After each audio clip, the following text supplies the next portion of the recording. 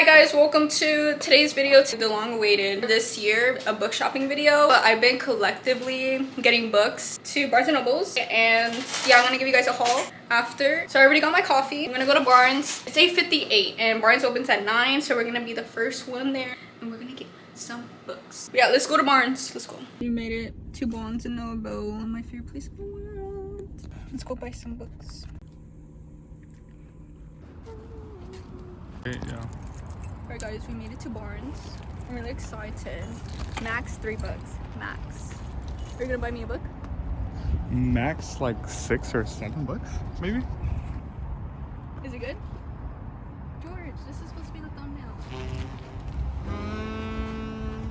Excuse me, sorry.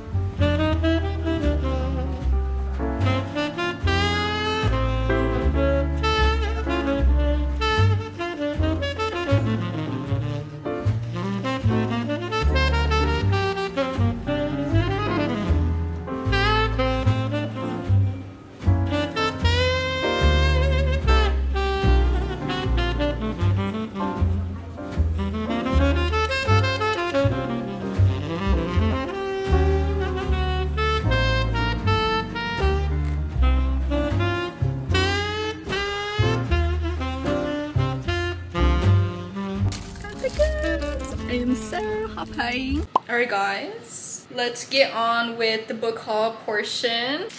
I do have quite a bit. Again, this is collective book haul. I think I've been collecting them since after my trip of Seattle. So if you guys have not seen my travel vlog to Seattle, make sure you guys watch that. Massive book haul. Are on this shelf are the more older ones that I got in December. 3, 4, 5, 6, 17, 15, 16, 17, 18, 19, 20. I got 21 books that I gotta share with you guys that I collectively bought. Mexican Gothic by Silvia Moreno Garcia. I heard a lot of good things about this book. Gothic, girl, that is my cup of tea, and I think I'm going to like this book. I think I'm gonna give this a 5 out of 5 stars because this is my vibe. A classic Gothic horror novel, a story about an isolated mansion in 1950s Mexico. After receiving a frantic letter from her newlywed cousin, Naomi heads to the high place, a distant house in the Mexican countryside. Naomi is an unlikely rescuer. She's a glamorous, more suited for cocktail parties than amateur slaughtering. But she's also tough, smart, and not of her cousin's new English husband, who seems fascinated by Naomi, and not even of the house itself, which began to invade Naomi's dreams with visions of blood and doom. Naomi only's ally is the family's youngest son, but he may be hiding a dark secret. As Naomi begins to unearth stories of violence and madness, she is slowly drawn into a terrifying yet seductive world, a world that may be impossible to escape. This is Barry Bones in the Midnight Soil by V.E. Schwab. She is one of my favorite authors. The Life of Ada LaRue. Dude, this is so good. It does take a while to settle in. The writing is so poetic. You are following 3 young women, their bodies planted in the same soil, their stories tangle like roots. One grows high, one grows deep, and one grows wild, and all of them grow teeth. Okay, there's 3 different timelines with 3 different women. In 1532, a young girl grows up wild, and her beauty is only unmatched by her dreams of escape. But Maria knows she's not only ever been a prize or a pawn in the games played by men. When an alluring stranger offers an alternative path, Maria makes a desperate choice. She vows to have no regrets. This is a story about love. In 1827 in London, A young woman lives on her family's estate until a moment of forbidden intimacy sees her shipped off to London. Charlotte's tender heart and seemingly impossible wishes as she's swept away by an invitation from a beautiful widow. But the price of freedom is higher than she could have imagined. This is a story about rage. 2019 in Boston, college was supposed to be her chance to be someone new. That's why Alice moved halfway across the world, leaving her old life behind. But after an out of character one-night stand leaves her questioning her past, her present, and her future, Alice throws herself into the hunt for answers and revenge. It's a story about life, how it ends, and how it starts. I got this one signed. The Woman in the Library. Like, I got this book from Goodwill. In every person's story, there is something to hide. The reading room at the Boston Public Library is quiet until a shattered by a woman's terrified scream. Security guards take charge, immediately instructing everyone inside to stay put until the threat is identified and contained. While they wait for all to clear, four strangers who happen to sit at the same table pass the time in conversations and friendships are struck. Each has his or her own reasons for being in the reading room that morning. It just happens that one is the murderer. Another one that I got from Goodwill. Forever is a gift and a curse. There is a game that the immortals play. There is only one rule: don't lose. Oh my god, look at this art. Look how pretty this art is. Viola, a struggling real estate agent and a vampire. I have so many books that are vampire related. But her biggest problems currently is that the house she needs to sell is haunted. The ghost haunting the house has been murdered. Until he solved the mystery of how he died, he refuses to move on. Fox is a medium, and though he is also most definitely a shameless fraud, he isn't entirely without his uses, seen as he's actually the goddess of death. Viola seeks out Fox to help her with the ghost. Involved in a quest that neither V and Fox soon discover that the difference between a mystery, lost love, and an annoying dead body isn't nearly as decent as they thought. Nora goes off script by Annabelle Monaghan. A romance channel screenwriter, Nora knows the formula for love better than anyone, but when her too good to work husband leaves her and their two kids, Nora tells her marriage collapsed into the best script of her life when it's picking up by a big screen and set to film at her home. With former sexist man alive, Leo cast as her ex-husband, Nora's life would never be the same. As shooting wraps, Nora finds Leo on her porch with a half-empty bottle of tequila after a proposition. He will pay $1,000 a day to stay for a week. She could use the money, but it's the need in his eyes that makes her say yes. 7 days is the blink of an eye, or eternity depending on how you look at it. Enough time to fall in love, except enough time to break your heart. Did you hear about Kitty Carr? Multi-generational saga that transfers the glamour of old Hollywood and seductive drawn of modern-day showbiz. A celebrity in her own right, Elsie St. John would rather focus on sorting out Kitty's affairs than deal with the press. But what she discovers in one of Kitty's journals rocks her world harder than any other brewing scandal could, and between a cheating fiance and the fallout from a controversial social media post, the truth behind Kitty ascent to stardom from her beginning. In the segregated South, threats to expose a web of unexpected family ties, depths, and debatable crimes that could with one pull unravel the all-American fabric of the St. John sisters and the closest to them. Once I get in the mood for like drama and tea, I'll definitely pick this up. It's The Haunting. More like Halloween vibes. I don't know why I got it after Halloween. I wanted more thrillers in my bookshelves so I could gravitate towards. Penny knows she must forget about her ex Nash ever since her father was revealed as the brutal serial killer who traumatized her small town last Halloween, forbidding her to do anything with Nash or his family. It's hard to not to think of him, but she's trying. That stops when she goes to shopping with her friends for a costume. What she finds instead is ripped from a horror movie, someone from school bleeding out of the floor of a dressing room stabbed. People are quick to blame Nash and his sister Grace, but as Halloween nears and the body counts rises, Penny can't help think that this copycat killer is someone no one expects. Another one I got, again, vampires. Vampires of El Norte, Isabella Cañas. But vampires and star-crossed lovers face off the Texas-Mexico border in this supernatural western. As a daughter of a rancher in 1840s Mexico, Nina knows a thing or two about monsters. Her home has long been threatened by tensions with Angelo, settlers from the north, but something more sinister lurks near the ranch at night, something that drains men of their blood and leaves them for dead.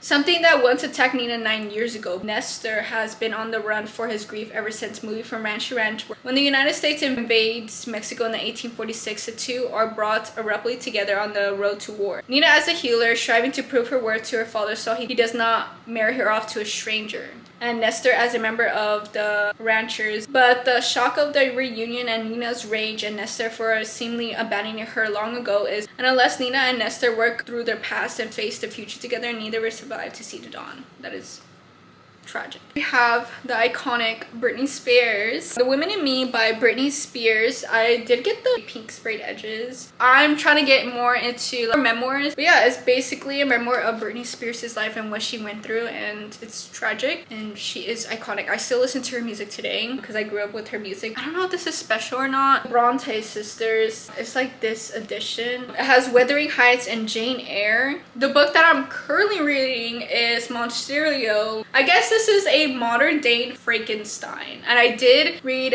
Frankenstein for the first time in my other videos, so make sure you guys check that out. And this is your sign to also read a classic this year. It's based in Mexico. Margot's is the mom, Joseph is the dad, and then the son that died is named Santiago. After her son dies, Margot carves out a small piece of his lung to save herself and starts feeding it actual food, and it started growing. It's literally crazy. Okay, so she goes back to Mexico City in her childhood home, but despite her best efforts to turn the monster she created into a man, Monsterio in impulsive threatens to destroy his fragile second chance at life. A meditation of grief, acceptance, and a Monsterio sides of love and loyalty. I am loving it so far, but it's crazy. And it got like gory, and I'm like, oh my god, this is actually not happening, but it is happening. Then my mom got me this Harry Potter and the Goblet of Fire. Goblet of Fire is actually my favorite movie from the Harry Potter series, but when these comes out, she'll give me one of these for my birthday. But yeah, it has like little illustrations that you could pop up and everything. I don't know, it's really cool.